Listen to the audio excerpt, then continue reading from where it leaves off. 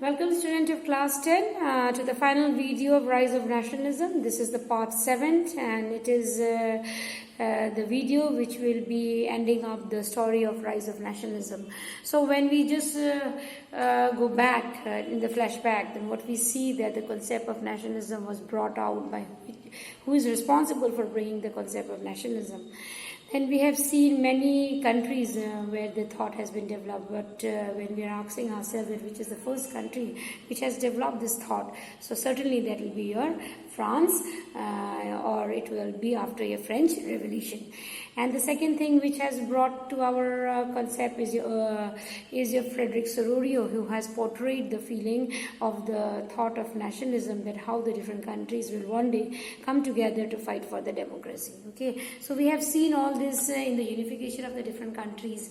That is your France, then your Italy, then your Germany. Of course, your Britain cannot be forgotten because it is a different case. So these all things are the example of what? Nationalism, where the people have realized that the collective identity can only let them to make them exist in their country, and their country also will be existed when there will be a unified form of thinking. So this concept was firstly developed by whom? Yes, it is your France. So nationalism was started with the France Revolution. Then the France was the role model in the entire Europe. Why this France was the role model in the entire Europe? With the statement of Duke Metternich, we can prove this. That once Duke Metternich has told that if France sneezes, the entire Europe catches cold. Which means that if anything happens in your France, then the entire Europe will follow the footstep of the France. And this had only happened. It has brought many terms in front of us, like it has brought democracy, it has brought universal adult franchise, it has brought right to vote, liberty, equality, fraternity. All these was being accepted by the other countries also, but initially it was being introduced in your France. Besides this, the abolition of monarchical system was first started with the France, and it was followed by the other different countries. Okay. So who were the people who have brought this? जैसे कौन से लोग थे जिन्होंने ये चीज़ लाया? तो ये कौन थे? The liberal minded people. वो liberal minded जो पढ़े लिखे थे, जो मिडिल क्लास लोग थे, और जिन्होंने पहली बार ये आवाज़ उठाया कि हमारे देश में हमें अलग दर्जा क्यों दिया जाए. ठीक है, तो फ्रांस में ये है. तो ये सारा चीज़ हम लोग ने देखा कि फ्रांस एक माइलस्टोन रहा नेशनलिज्म को डेवलप करने की. दूसरी बात हम लोगों ने देखा क्या कि कोई भी कंट्री को हम लोग विजुलाइज करते हैं तो हम लोग किंग को विजुलाइज कर सकते हैं, उसके किंग को विजुलाइज हम लोग कर सकते हैं, है ना, उसके चित्र को देख के ना, उसके पोर्ट्रेट को देख के, या फिर उसके स्टैचू को बना के, राइट. लेकिन अगर कंट्री को विजुलाइज करना हो तो हम कैसे कर सकते हैं, क्योंकि कंट्री का तो कोई आकार नहीं है. तो इस विजुअलाइजेशन प्रोसेस को या फिर एब्स्ट्रैक्ट आइडिया को जब हम कंक्रीट फॉर्म देते हैं तो उसी को हम लोग क्या कहते हैं? पर्सनलिफिकेशन. जब हम रोमांटिसिज्म कर रहे थे तो हम लोग ने पर्सनलिफिकेशन के बारे में बात किए थे.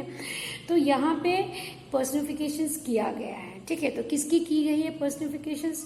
तो ऑफ कोर्स एक नेशन की गई. तो हर एक नेशन का पर्सनिफिकेशन होती है.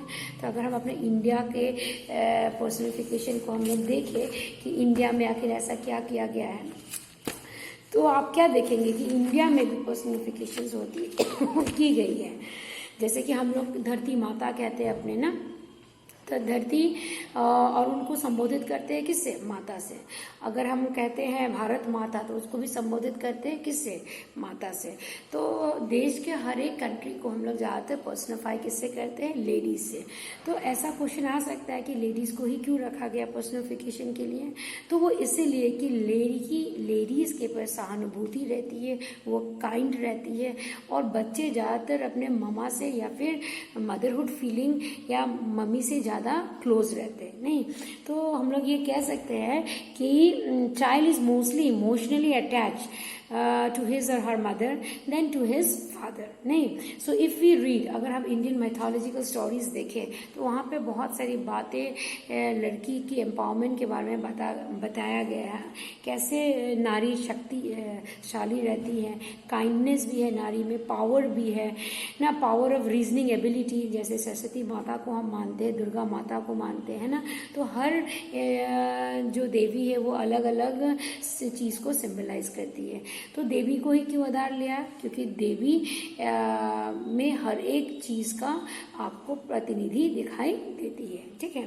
तो अगर हम भारत माता को देखते हैं, इसकी अगर चित्र अपने मन में बनाते हैं तो क्या चीज़ आएगा? एक लेडी जो कि शेर में सवार होके झंडा को लेके और आगे बढ़ते चल रही है, नहीं?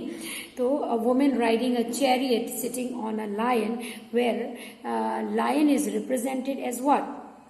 Of course, lion is represented as power. Woman is represented as your country, and flag is represented as your identity. तो इस तरह से हम जब कोई चीज़ को सिंबलाइज करते हैं तो उसको हम क्या कहते हैं? एलिग्री। उसको हम क्या कहते हैं? एलिग्री। तो ये सारे चीज़ 19वीं शताब्दी में और 18वीं शताब्दी में की गई है। तो ये चीज़ हम लोग ने फ्रांस में भी देखा, हम लोग ने जर्मनी भी देखा। तो कॉन्सेप्ट आती है कि एलिग्री क्या है। तो जब हम एब्स्ट्रैक्ट आइडिया को कंक्रीट फॉर्म देते हैं, है ना, तो उसको हम लोग क्या कहते हैं? एलिग्री। तो किसी चीज़ की भी एलिग्री हम लोग देख सकते हैं, जैसे कि हम लोग ने देखा किसका? हम लोगों ने देखा है, आपके बुक में एग्जाम्पल दिया गया है, जैसे कि हम लोगों ने एलिग्री किसका देखा है? तो बहुत सारे सिंबल्स हैं। तो जैसे कि अ ब्रोकन चेन क्या चीज़ रिप्रेजेंट करता है? तो abolition of slavery. Breast plate with eagle symbolise किसको करता है? तो strength of a German empire, right. उसके बाद crown of an oak leaves किसको सिंबलाइज करता है? तो it symbolises your heroism. Sword symbolises what? Readiness to fight. आप तैयार है कोई भी चीज़ आपके कंट्री में अगर विपत्ति आएगी तो। Olive branches around the sword क्या सिंबलाइज करता है? Willingness to make the peace. Black, red and gold colour, tricolour किसको सिंबलाइज करता है? तो जर्मन स्टेट्स को। 1848 में इसको बनाया गया था। रेज ऑफ राइजिंग सन को कौन सिंबलाइज करता है? क्या सिंबलाइज करता है? तो वो न्यू एरा को सिंबलाइज करता है। तो इसी तरह जो भी आर्टिस्ट 18वीं या 19वीं शताब्दी में थे, वो अपनी मन की बात को एक चित्र के माध्यम से या फिर अपने एब्स्ट्रैक्ट आइडियाज को एक कॉन्क्रीट सिंबल के माध्यम से वो रिप्रेजेंट करते थे।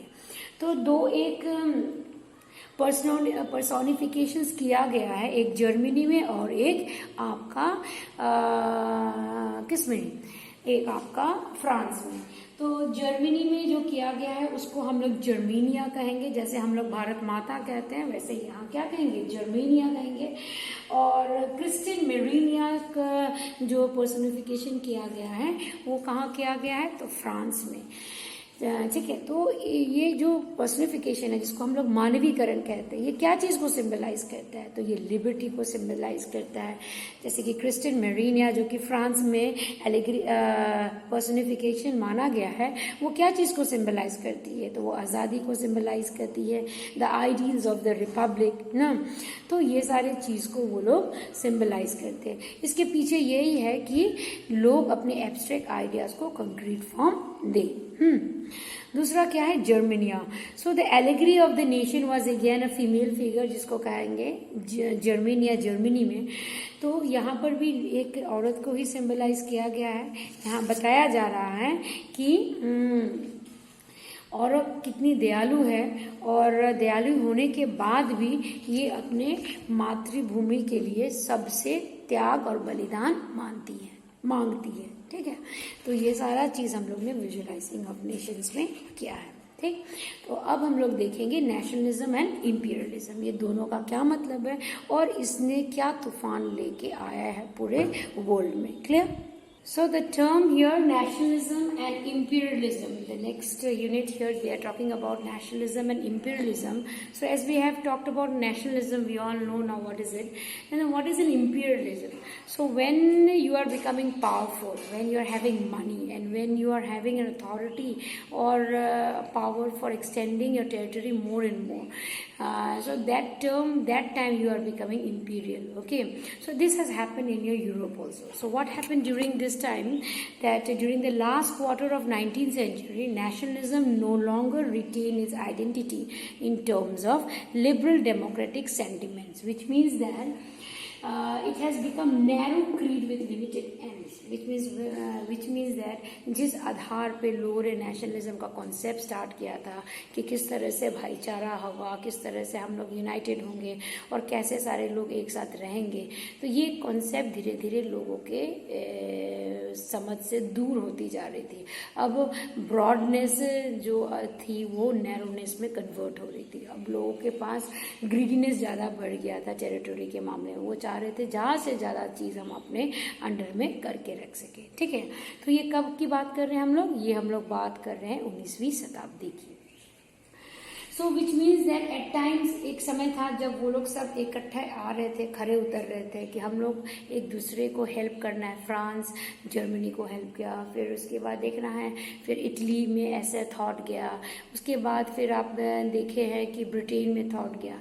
तो लोग एक जागरूक होके एक दूसरे को हेल्प किया। अब वही लोग क्या कर रहे हैं?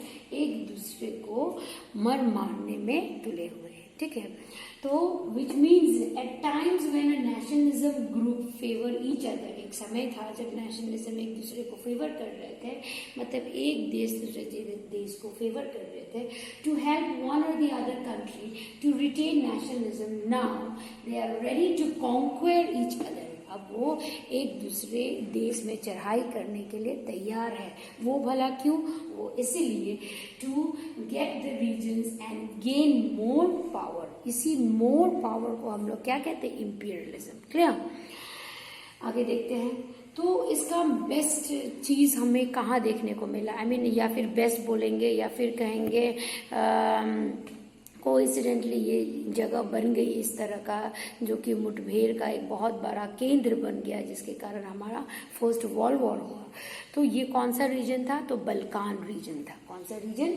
Balkan. So the most serious source of nationalist tension in Europe after 1871 was the area called the Balkans। ये बल्कान में बहुत डिफरेंट रेशियल ग्रुप्स के लोग रहते थे। ठीक है, और ये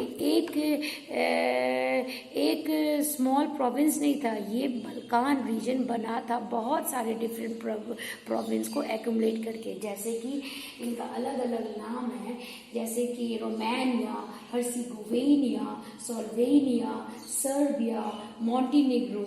ओके, तो ये डिफरेंट रीजन्स को इकट्ठा करके ये बल्कान रीजन्स बना था। और इसमें जब डिफरेंट रीजन्स हैं तो लोग भी डिफरेंट होंगे, उनके रेशियल कल्चर्स और उनके जो रिचुअल्स हैं वो भी डिफरेंट होंगे। तो सारे लोगों को यहाँ पर एकोमोडेट करके, मतलब वेराइटीज़ को एकोमोडेट करके रखा गया था। यहाँ के जो लोकल्स थे इसको कहा जाता था slabs not slave. Okay, SLAVS। तो ये लोग स्लैब्स थे। तो ये स्लैब्स कौन थे? बात आती है कि ये स्लैब्स कौन थे? तो स्लैब्स यहाँ के ट्राइबल ग्रुप्स ऑफ पीपल थे। Okay, they are diverse group of the tribal society who lived in the eastern Europe in 6th century. वो कौन सी लैंग्वेज बोलते थे? तो स्लैविक ही बोलते थे। Of the larger Baltic Slavic linguistic group of the Indo European language family.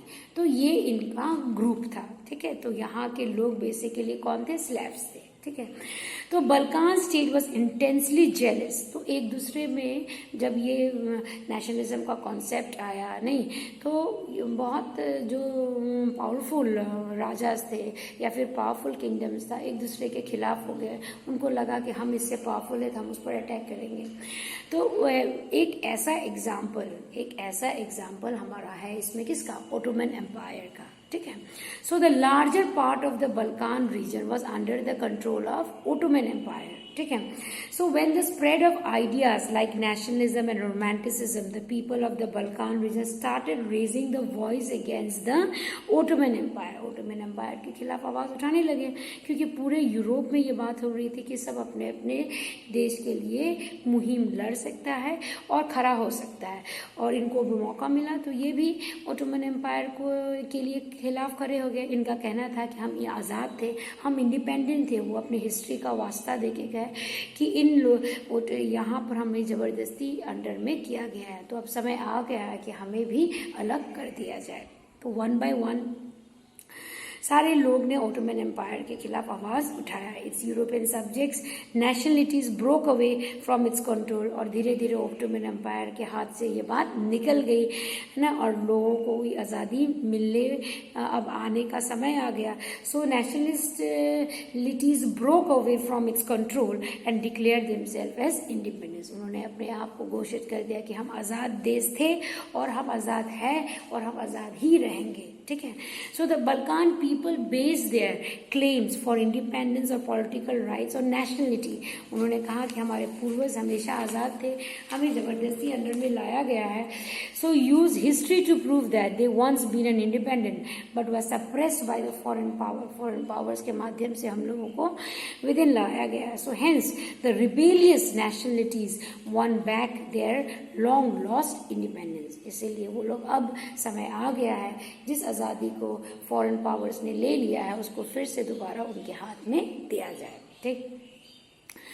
तो so as different Slavic, उससे दूसरी तरफ स्लेविक नेशनलिस्ट ने भी इसी बात के लिए स्ट्रगल किया, स्टार्ट कर दिया। उन्होंने भी डिफाइन किया कि हमें भी अपनी आइडेंटिटी और पहचान मिलनी चाहिए, हमें आज़ादी मिलनी चाहिए। तो जिसके कारण क्या हुआ ना कि Balkan area became an area of intense conflict. मतलब अब ये हब बन गया, क्या चीज़ का, मतलब आज़ादी के लिए सभी लोग अब लड़ाई करने लगे, तो ये एक भय हब बन गया। तो मैटर्स बिकेम मोर कॉम्प्लिकेटेड जब बल्कान टूट गया है ना, और इसको लेने के लिए different powerful countries like Russia, Germany, England, Austro Hungary सब एक तरफ खड़े थे कि कौन ज़्यादा से ज़्यादा रीजन्स को अपने अंडर कर सकेगा। चलिए इसको हम लोग देख ले जल्दी से। So what we have seen, so let's see what is there on the board for us. So during this period, जब बल्कान में इस तरह के केसेस हो रहे थे, तो बल्कान टूट रही थी, तो उस समय इस चीज़ का फायदा किस मेजर कंट्रीज ने लिया? So the major countries here which took the opportunities, जिन्होंने फायदा लिया इस चीज़ का, वो थे रशिया, वो थे जर्मनी, आपका इंग्लैंड, ऑस्ट्रो हंगरी। ये सारे पावरफुल कंट्रीज थे जिसके पास पैसा भी उतना ही था और जिसके पास पावर्स भी थे, ठीक है। तो ये सारे एक दूसरे के राइवल्स भी थे, एक दूसरे के एनिमीज भी थे। सो दीज राइवलरीज, इनकी राइवलरीज बल्कान को एक मौका दिया कि सब आपस में एक दूसरे के खिलाफ लड़ पड़े। So these rivalries undertook the opportunity of the situation in the Balkan region. सभी ने, चाहे वो ऑस्ट्रिया हंगरी हो या फिर आपका जर्मनी हो या फिर इंग्लैंड हो या फिर रशिया हो, सभी ने इसका फायदा उठाया और सब चाह रहे थे कि बल्कान्स को अपने अंडर में करें। So they were keen on countering the hold of the powers over the Balkans and extending its own control over the area. तो अब आप किसी चीज़ को अगर लेना चाहेंगे तो दो तरह से ले सकते हैं, आप मांग सकते हैं या छीन सकते हैं। अगर मांगेंगे तो वो देने वाले के ऊपर है कि वो आपको देना चाहे या नहीं, और छीनने के क्रम में क्या होगा, आपको लड़ना पड़ेगा। तो यहाँ तो मांग बिल्कुल नहीं सकते बिकॉज इट इज़ अनऑफिशियल। तो यहाँ क्या कर सकते हैं, आप लड़ के ही करेंगे। तो यहाँ पर लड़ाई हुई, यस हुई। This led to a series of war. एक वॉर ये फर्स्ट वर्ल्ड वॉर क्रिएट हुआ और ये चला कब तक, 4 साल लगातार, 1914 to 1918 तक यहाँ चला। अब चलेगा वॉर तो क्या होगा, ऑब्वियसली डिमोलिश होगी बहुत चीज़ कैजुअलिटीज़ होगी, बहुत सारे लोग हर्ट होंगे, बहुत सारा गुड्स, बहुत सारा इंफ्रास्ट्रक्चर्स खत्म हो जाए। यही हुआ किसके साथ, यूरोप के साथ। तो इसलिए कहा जाता है नेशनलिज्म अलाइंड विद इंपीरियलिज्म। जब आपकी पूंजीपति की सोच आ जाती है या फिर आप दूसरे के टेरिटोरीज पे अपना हक जमाना चाहेंगे तो क्या होगा, इसी तरह से यूरोप जैसा कांड हो जाएगा जो कि यूरोप को एक डिजास्टर स्टेज पे लेके आया। तो देखिए imperialism term is very dangerous. So a policy in which a strong nation seeks to dominate other, especially politically, economically and socially, इसको हम लोग क्या कहेंगे, imperialism. Imperialism refers to the policy of extending the rule and the authority of an empire of a nation over the foreign countries or for acquiring and holding the colonized dependency. तो अगर कोई country week है, कोई country timid है और उसको आप जीतने की कोशिश करते हैं तो क्या होगा, उसके पब्लिक आपके खिलाफ विद्रोह करेंगे ही इंडीड। तो और लास्ट में क्या होगा, आपको उनके साथ लड़ना पड़ेगा, जिसके कारण क्या होगा, डिजास्टर्स होगा, जो हुआ किसके साथ, यूरोप के साथ। तो इसीलिए कहा जाता है nationalism aligned with imperialism will lead to a disaster. Clear. बहुत सारे लोग ने एंटी इंपीरियल मूवमेंट स्टार्ट कर दिया, सब ने डिमांड किया कि हमें हमारी आज़ादी चाहिए, और सब ने इंपीरियलिज्म के खिलाफ आंदोलन स्टार्ट कर दिया। ठीक है। 10 वो यूरोप जो एक समय एग्जाम्पल सेट करता था कि किस तरह से नेशनहुड को समझे, कैसे नेशनहुड को लार्ज लेवल, ब्रॉडर लेवल पे जाए, आज वही यूरोप क्या बन गया है, एक संकीर्ण सोच, वन नैरो पर्सपेक्टिव। ओके, लेकिन ये चीज़ से हम इनकार नहीं कर सकते कि यूरोप में ही सबसे पहले ये कॉन्सेप्ट आया, that concept of one, yes, right, that is the concept of your nationhood or the feeling of your nation state. Okay, so we will end our sentence with the thought of our father of nation, that is, there is everything for our needs but there is nothing for our greed. So हमारे ज़रूरत के लिए सब चीज़ available है हमारे world में, लेकिन अगर हम लालच बढ़ा लेंगे तो वो चीज़ दूसरे के लिए एक प्रॉब्लम क्रिएट करेगा। So with this good thought I would like to end this chapter here. और आपको कोई भी डिफ़िकल्टीज हो रही है इसको समझने में, you can put your questions into the WhatsApp group. So we'll take up a new chapter in the new video. So wait till that time and please study hard for your examination. Thank you very much and have a nice day.